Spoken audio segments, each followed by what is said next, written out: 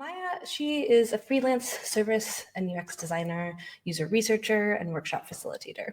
She's passionate about people and the environment, investing in her time and energy into projects that change our society and surroundings for the better.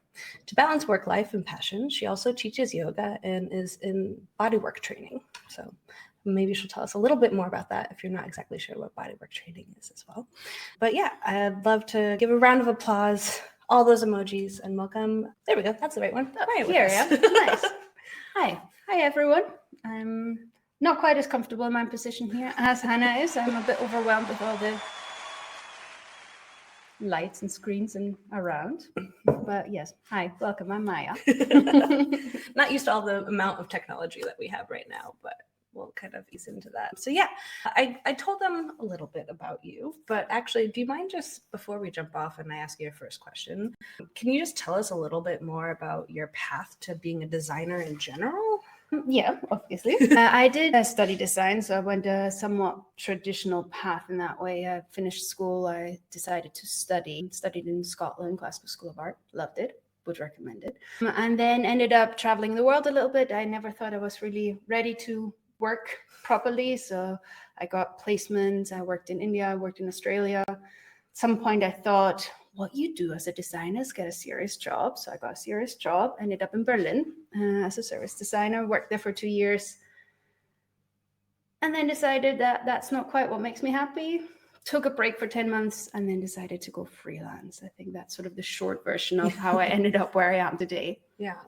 And can you talk about maybe what were some of the goals that you had with the choice to transition into freelance? People always say it's a bit of a choice. I felt I didn't really have a choice.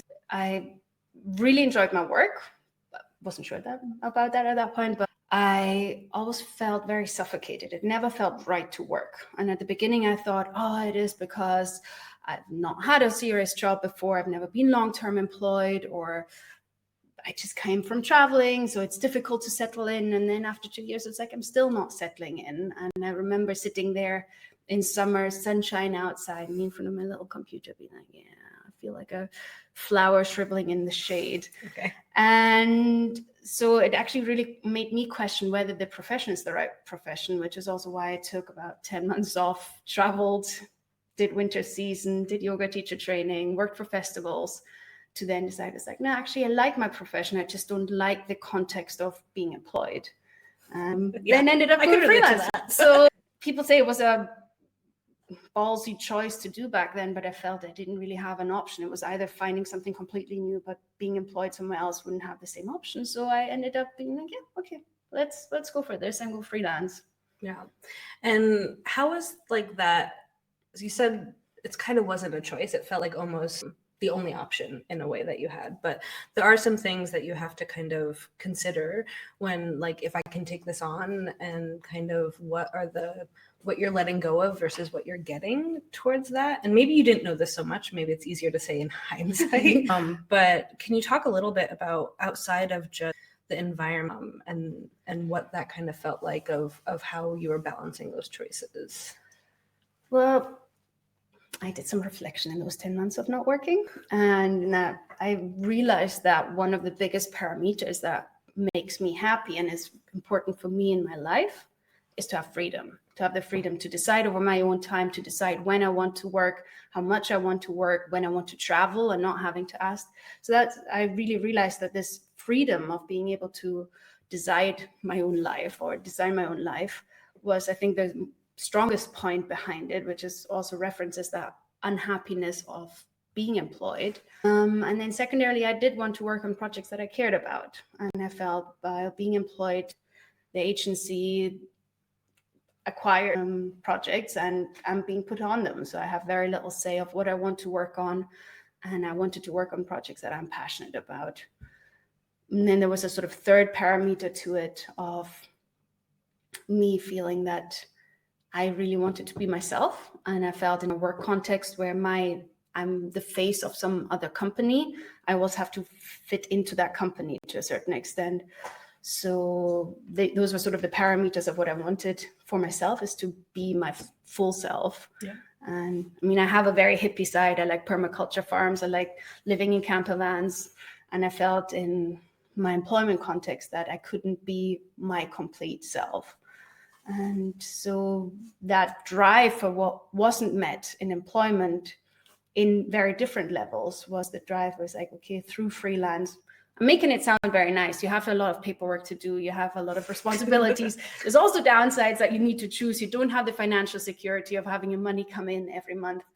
But for me, this freedom of being able to be myself and express myself was much more dominant than the security of money.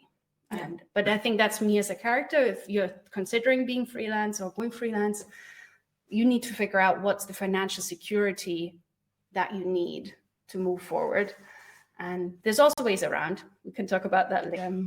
Yeah, that's sort of. Yeah. So it's sounding like the parameters that you're going through. One was really kind of being able to access different parts of your own life outside of work that were important to you, having that balance between them. I'm trying not to say balance as much because that's but it's all about balance today. But then also about time and about being able to have a little bit more agency of the projects that you're choosing and working on and stuff like that.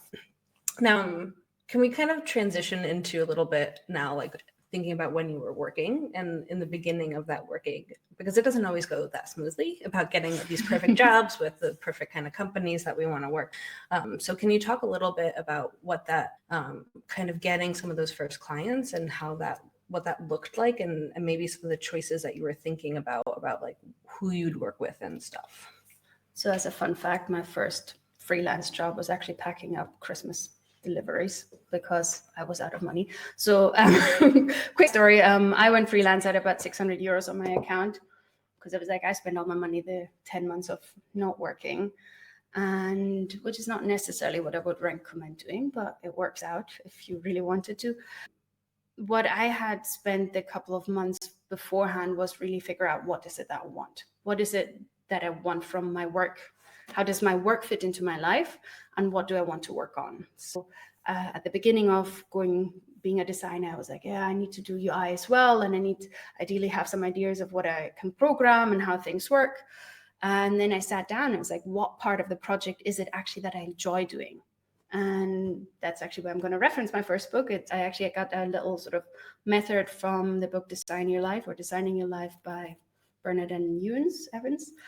And they have a little exercise where you rate what you do. So if it is going into meetings, if it is doing workshops, if it is doing sort of wireframing work, and there's two parameters. Is how much do I need to force myself, or am I pulled into the work? So I was like, I don't really want to do, and I have to force myself to sit down. I was like, I'm excited about doing it.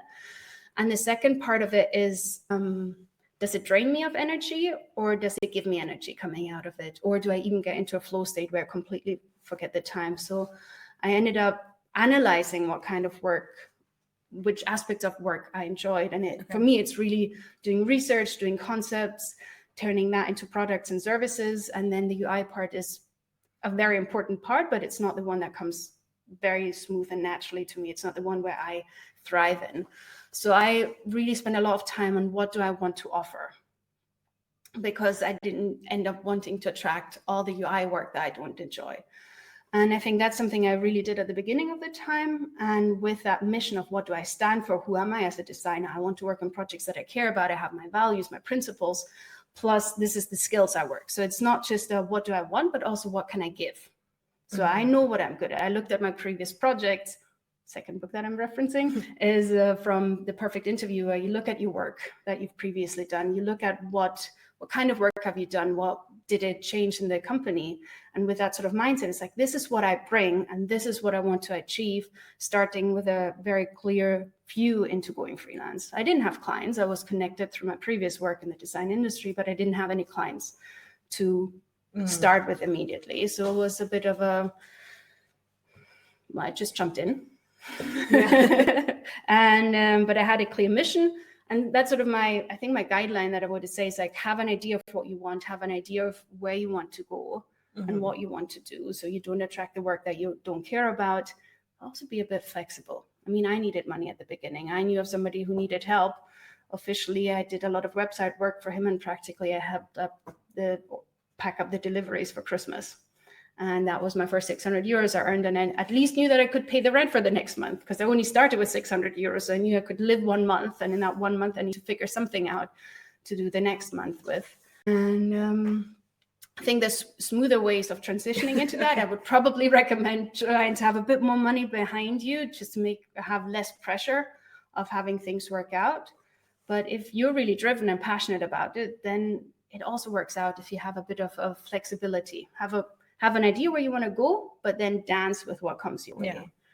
Yeah. And think of what we talked about before today also was this kind of taking on clients for money sometimes versus taking on passion projects. And can you talk, and maybe not just passion projects, but that don't always can pay the price, and so that you value what you're. Can you talk a little bit about how you think about those two and how you work with both of them? So I went freelance because I wanted to work on projects that I cared about, and through different workshops I organized, or events that I organized, through being active in the scenes of what interests me, which is sustainability, which I had connections in fields that interested me. So when I started to talk to people that I'm going freelance and this is what I'm offering, I had 3 or 4 projects, smaller projects with startups that were like, well, we actually need your skills. And I was like, well, right now I have the time.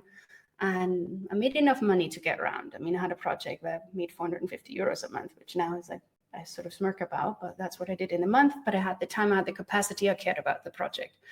And so when I started off, my business strategy was to have the big projects and bigger clients where I'm less focused about what do they do, what do they offer. I didn't sell my soul, but maybe they didn't have the biggest value where it says this is the biggest change in society that we can create, but they pay the bills for me. Because one of my parameters is I don't want to worry about money.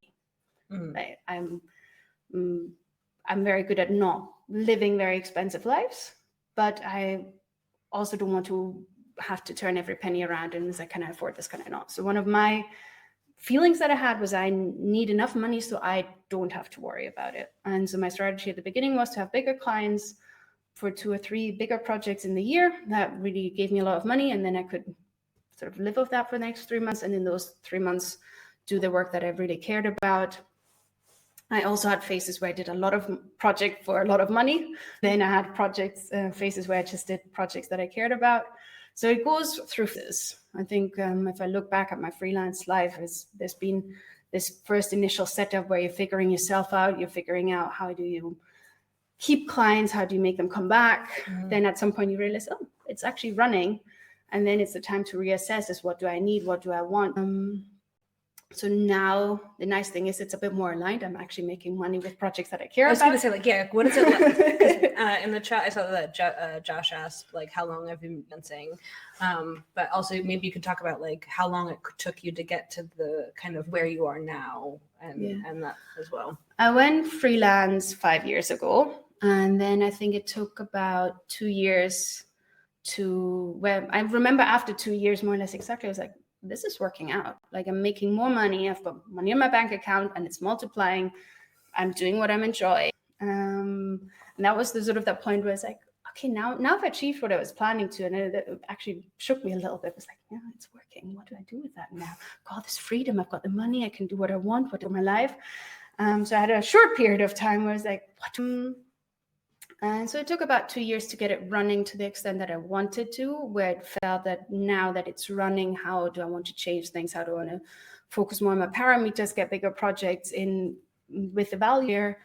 And then not that long after, I actually got pregnant. And then a phase came where I was like, I don't know what's going to happen when having a child. So I'm just going to make a lot of money right now. And then I got a lot of bigger projects in. And I think, actually, quick anecdote, I think when you're going into freelance life, it's very important to think about your attitude towards money. Because I know a lot of it, in German, it means selbst and ständig. You work all the time and by yourself. And I came into my freelance life being like, that's exactly not what I want to do. I want to go into freelance life. I think there's the attitude to money is what you really have to look at. And if you come out of an idea of scarcity, where it's like, everything is difficult to earn and getting new clients, acquiring new clients is very difficult. You come with that need and then you put projects up here and you put yourself down there and it creates an imbalance.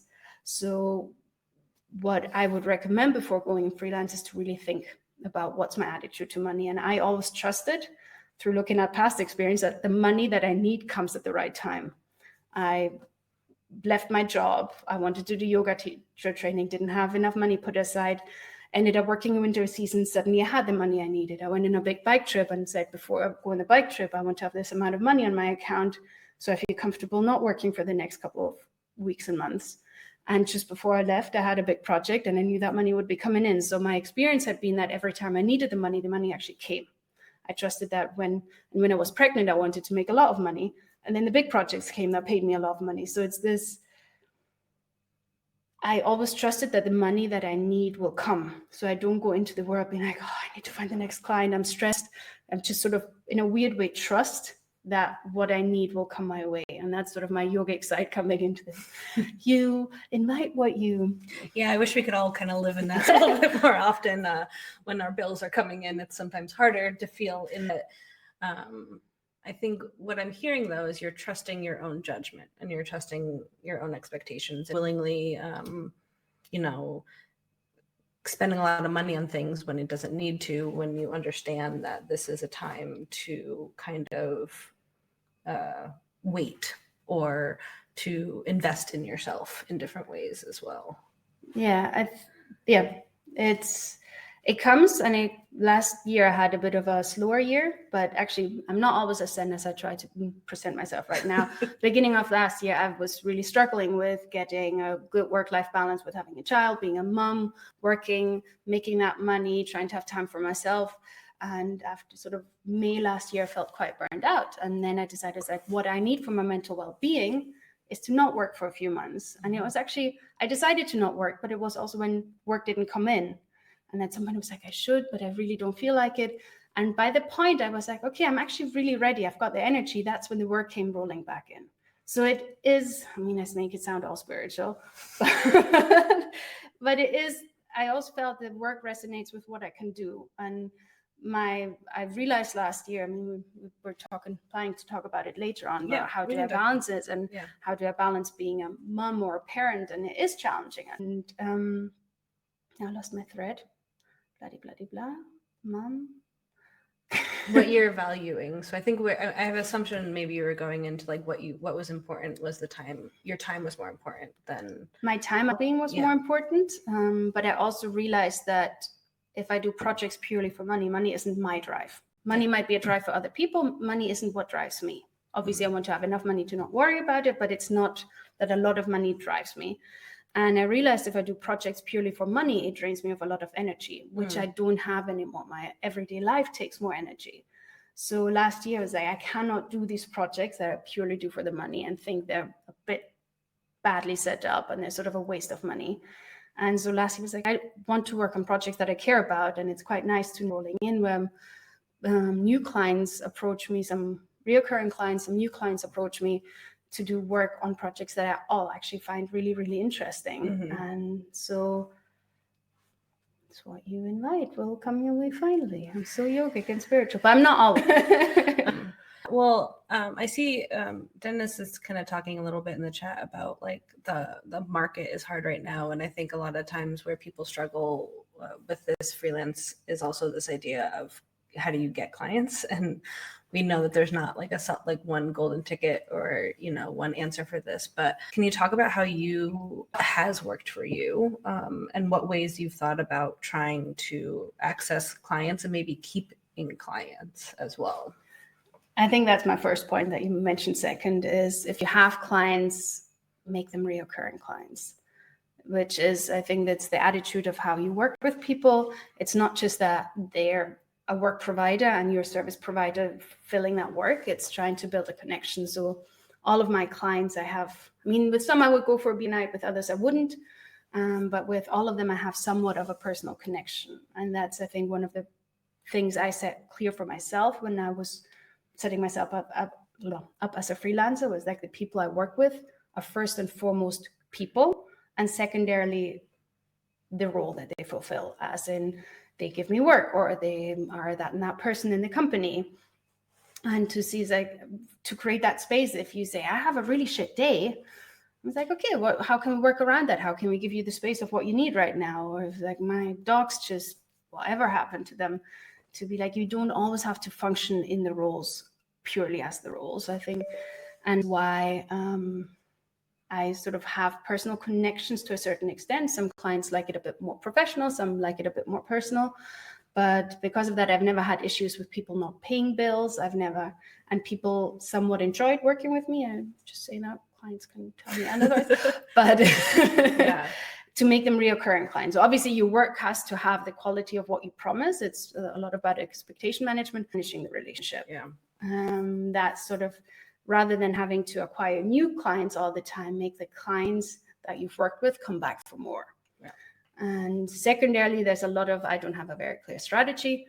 Hannah told me that this question is probably going to come up, so I had to think about it.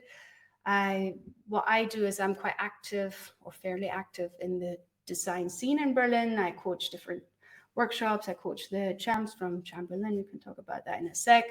I go to the service design drinks. I go to other events that I care about, just to be like, I'm here, and talk about your work. Talk about what you do, if you have capacity or not, without being like, oh, give me work. It's a bit like, let's have conversations. So it's also nice to do work that you actually care about, because then it's easier to talk about it. And then in a sort of secondary way is, there are certain clients that will probably come back more regularly than other clients. So yes, I've worked for in-house companies multiple times, but they with time try to set up their own team if they want. I do a lot of research, not solemnly, but I do a lot of research. They are planning to set up their own research team. So the work will decline bit by bit, because at some point they'll have the resources in their own company. Startups, same situation. For a certain period of time, that works really well.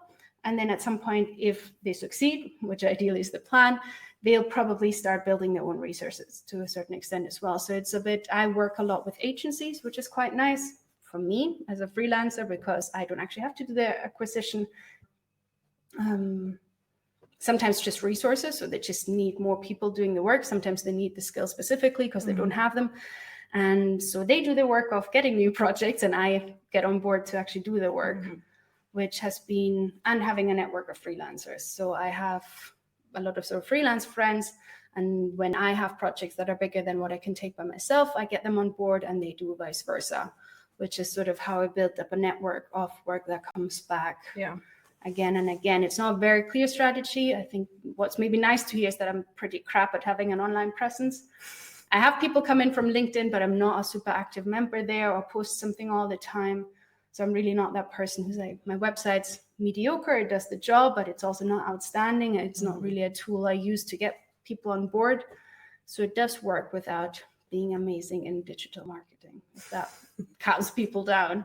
Yeah. So 2 biggest strategies is networking, which is like what people always hear, but like now easier maybe with in-person. If you started this 5 years ago, a little bit more ease in that. But then really it's about relationship building and about like having conversations, and then also building those relationships so that you kind of have a pool of a variety of people that you're working with to come from as well. Yeah. I think what I'd like to add about networking is, you hear the word networking and it's also a bit tedious in a way. It was like, oh, I need to suck up to people that I think highly of. And for me, I did that at the beginning a little bit. I went to different conferences and volunteered there. Good way to come in without having to pay the full price. Another strategy here. But I realized that if I just talk to them, because I think they're big people in it, because it would make sense, it never really worked out for me, because then the conversations are always really odd. You sort of create that hierarchy of like, you're that big person up here, and I'm that small little freelance designer trying to make ends work. For me, it really worked out to be like, who am I actually interested in? Who do I actually feel we have a connection with? And then go more with the honest networking, which might not feel like there's work coming out of it immediately, rather than what I think I should be networking. Because I think the work networking always has these connotations of being hard and professional and superstitious. And I think if you do it in an authentic way, where you're actually interested in the person that you're talking to, it has a much higher success rate. When it doesn't feel, when it feels maybe more authentic and not so transactional, like when it doesn't feel to the other person too. I see, and so I want to encourage action and unmute him and let him ask his question. And then we'll jump into a bit more of the balance side, maybe. Yes, wait. Oh my God. Sorry. The mute button was very laggy. You asked any questions already in that, but what I wanted to come back to was around how like market fluctuations affect you as a freelancer, because I've heard that often like times where there's a lot of layoffs actually are better for freelancers because the work still needs to get done, but there's less people to do it in-house and things like that. I'm just wondering if you've had any experience of like whether like a time like now would be better or worse for freelancers from your experience. I'm not a market expert, and as you may have noticed, I'm not necessarily the most business logical driven freelancer. So I run my business a lot on intuition, do projects feel right, do I invite the work, that kind of stuff. But it has affected me in a certain way. I do know that last year was a little slower, where there were a lot of layoffs. I know a lot of my agency clients struggled with getting the amount of work in. So I had less work coming in from that side. But I also experienced, like in COVID times, I always thought it was a bit of a move to go freelance right before COVID hit. But at the same time, I didn't know that it was going to happen. But because everything had to go digital, we work in the digital realms, we had this boom. People were throwing work at me, big work at me with well-paying clients, could they raise my day rate and they would still give me the work because we had this huge boom for 2.5 years because suddenly everything had to happen right now. And the last year has been a bit slower. It has affected me as that I had less work coming in. I have my months where it gets more. Summer's always a bit quieter, which is off anyway. But we just couldn't keep that boom up. That's my idea, but I'm also not an expert in the whole, I don't study the whole business in a total. And I just sort of go with the trust at the end of the day. It sounds a bit silly, but I don't think it's a recommendation. I can say because last year I think was really difficult because suddenly there were a lot more designers on the market. A lot of big companies laid people off. And I think it was a bit challenging because suddenly every work, you have a lot more competition in that way. And it was a slower year for me. In return, right now, I've got projects coming in, really interesting projects coming in. And I don't know if the market has recovered that much because where have all these designers gone in the last few months? So I know that from a business perspective, I should probably say have a bit better eye on the market and on tendencies of what's happening right now. I think I'm more of the person who says, okay, trust it and make your own network, make it work for you. Because even if a lot of people are laid off, you're still you and you can still do work. And it's how do you place yourself, with what attitude do you come to the table, that sort of there's still work to be done. And yeah, I'm really answering it, but it's a bit of you do. I think even the intuition, like what I heard around like raising the prices a little bit, market conditions are good. It's something like I hadn't considered before. And then where you have like recurring clients, actually that's like beneficial for when there's like a flood of lots of new designers on the market, because it's going to be overwhelming to try and find a new person. And if you have clients who already have a trusting relationship with, that kind of so I think yeah, I really agree. I mean, that's been my strategy for the years, is building that. At the beginning, not consciously, now a bit more consciously, has been that build the relationship, make them come back to you for more when they need it. And then you're less affected by whatever happens in the world around.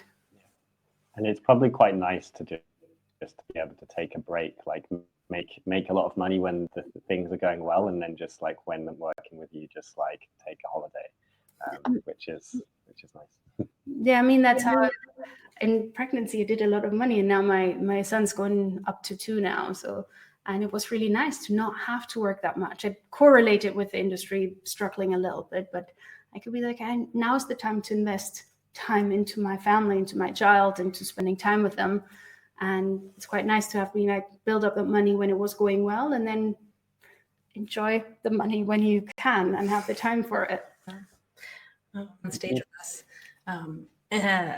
That made me think of something we haven't touched on, which is also kind of a bit of this resilience when the market's not always great. Is actually, I know this about you. So like, how do you kind of think about different streams or different ways of like getting in or not when you're having a difficult time with these, getting maybe these larger clients as well?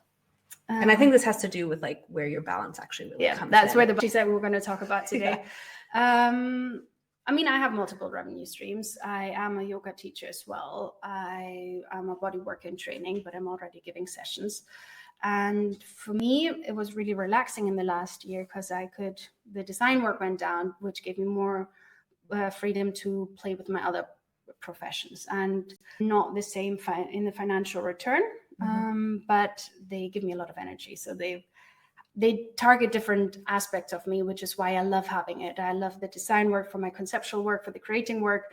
And I like my sort of body work and yoga work for my sort of more intuitive side. But it also means that with yoga and with that, I have a small amount of money coming in every month, which makes me less dependent on having the projects come in. I also did that same aspect in design. Actually, I'm a mentor at Career Foundry, for example, which is for me, I really enjoy the work. I enjoy talking to people about how they want to change their life, what they're looking for in their new profession. But it also means for me that I have that little bit of money coming in per month. And I don't have many students, but it gives me a sort of ground income with yoga, with bodywork, and with being a mentor. I have enough money coming in to cover my basic living costs. And so I'm less dependent on the big projects coming in, a project all the time, because I have a little bit of money stream coming in all the time. And I think that's, if I would recommend, or if you're thinking about going freelance, I think it's quite nice to not have the financial pressure of things, where it's like, okay, maybe do 2 days in hospitality a week and you have a certain amount of money coming in, and then you have another 3 to 4 days to do the work that you actually want to build up, to take this pressure.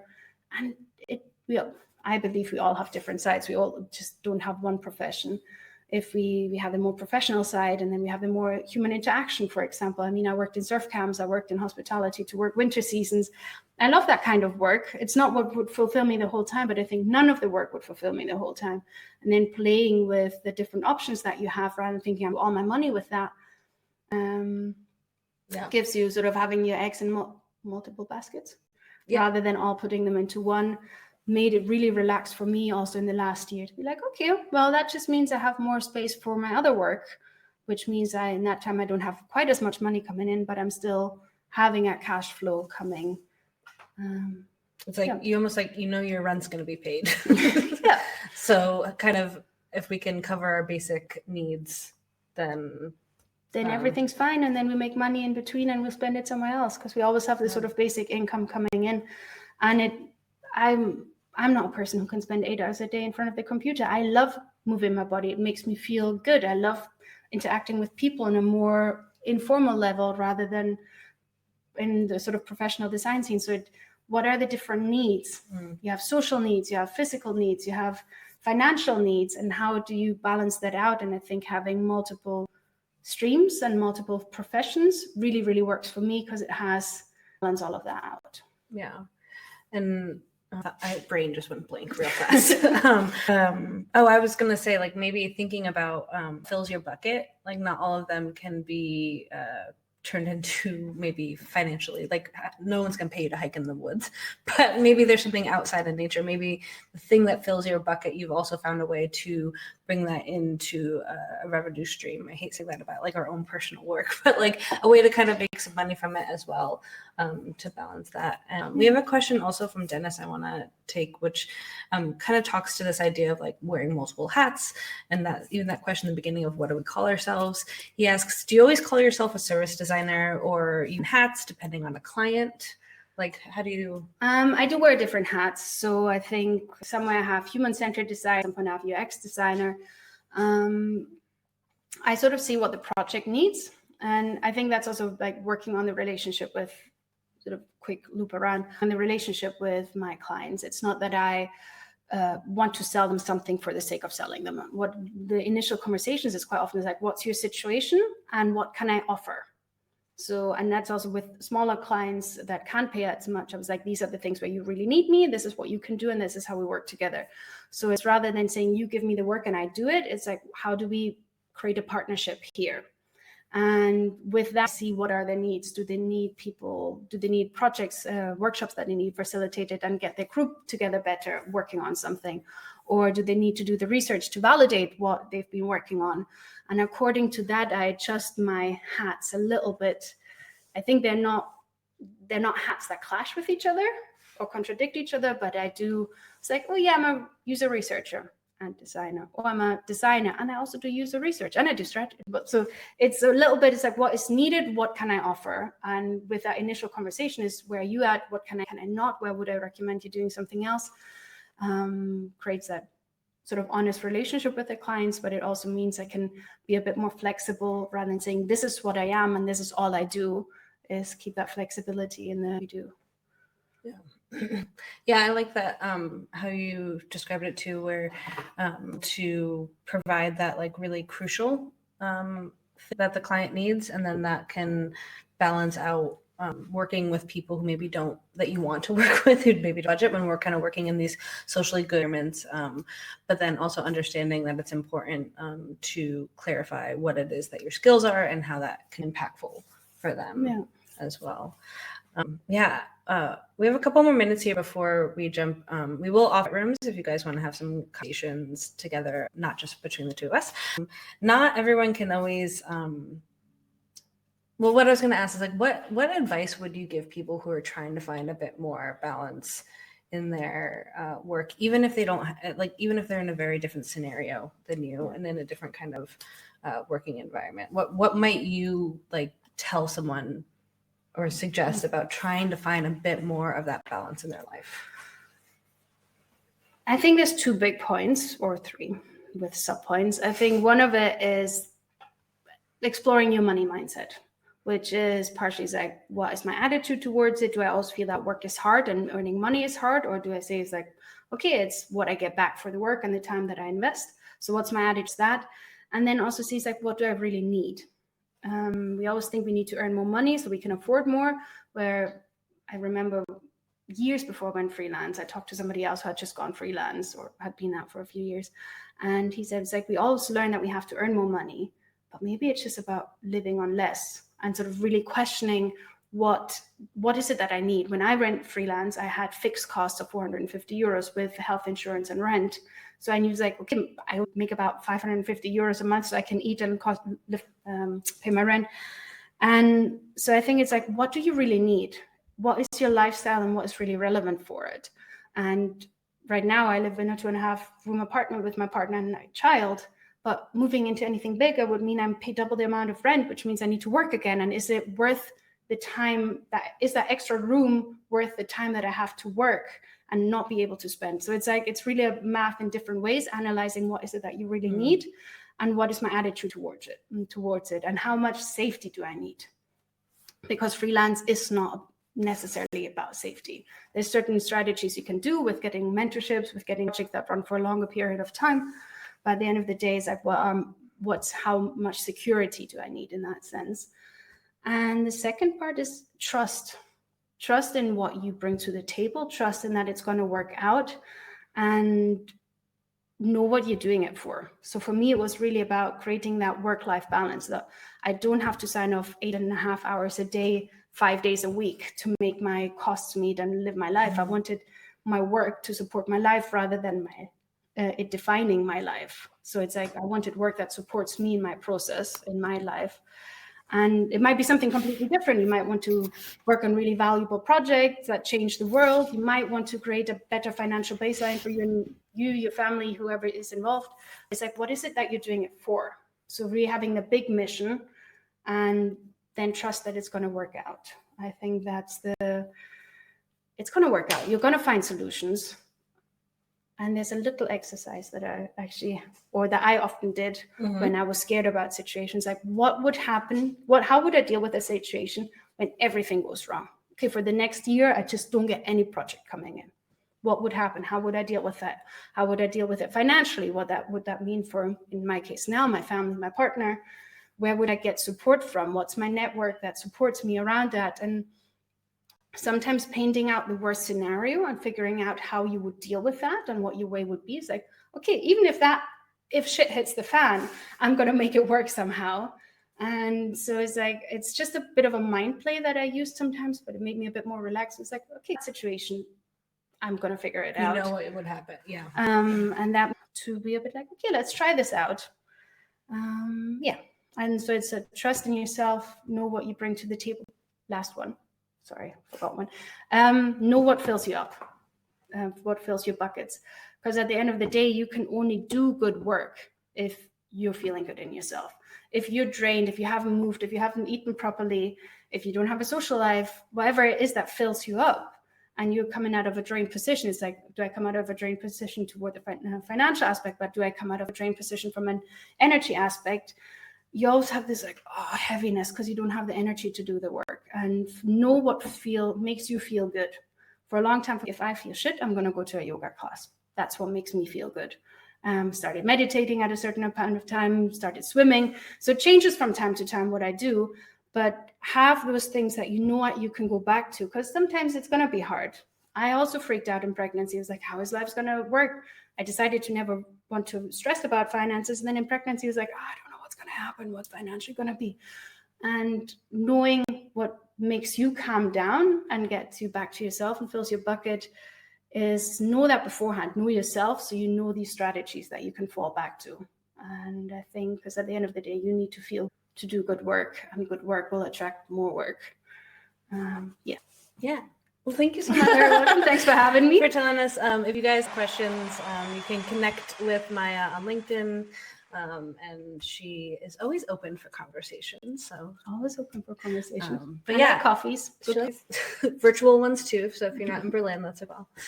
Yeah, I just have a couple slides and then we'll kind of close out. And I will open up some breakout rooms. So if you guys are interested in conversation with who's here, free, or head off afterwards. But I just wanted to know, she's in the room. She doesn't know I'm going to do this, but next month we have Christina Colosi as our meetup speaker, and she's going to talk about innovation by design. So thinking about being a designer on an innovation team in an NGO, and what does that really look like, and how can you bring different design formats and skills and kind of work with that in this kind of space as well. So if that's something you're interested in, love for you to join us. It's March 20th of next month. We have a couple of tickets left. There's 3 essential tips for our Facilitating Workshops course. That one starts on March 11th. Right now we are running our strategy course. So Jeff, a little bit of a love and support with the work that's going on over there.